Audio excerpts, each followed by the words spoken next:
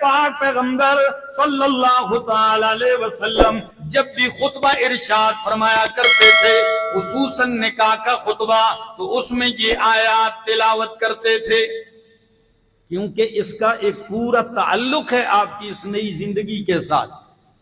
ہم بھی جب نکاح شادی کرتے ہیں، بیٹے کے لیے رشتہ تلاش کرتے ہیں، ماں الگ ڈھونڈ رہی ہے، والد صاحب الگ ڈھونڈ رہے ہیں، اگر دادا دادی زندہ ہوں تو ان کی بھی جستجو ہوتی ہے کہ اچھا گھرانہ، اچھا گھر مل جائے۔ لیکن دیکھیے نبی علیہ السلام نے فرمایا تنکح المرأۃ لاربعین، تنکح المرأۃ لاربعین، عورت سے عموماً نکاح کیا جاتا ہے لاربعین، 4 وجوہات کی بنیاد پر، 4 باتیں دیکھ کر لوگ عورت کا انتخاب کرتے ہیں۔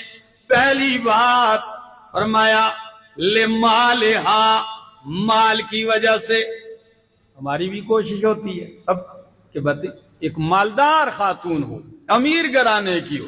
اچھا، دوسری بات فرمایا ولحسبہا، خاندان دیکھیں، اونچے خاندان کی عورت ہو، حسب نسب والی، اونچا خاندان۔ تیسری بات ولجمالہا، حسن و جمال، خوبصورتی دیکھی جاتی ہے۔ اور چوتھی بات ولدینہا، اس کا دین، عقیدہ، ایمان، مذہب دیکھا جاتا ہے۔ اللہ کے پاک پیغمبر صلی اللہ تعالی علیہ وسلم نے ان 4 باتوں میں سے کسی کو رد نہیں کیا کہ مال نہ دیکھو، حسن نہ دیکھو، حسب نسب نہ دیکھو، منع نہیں فرمایا۔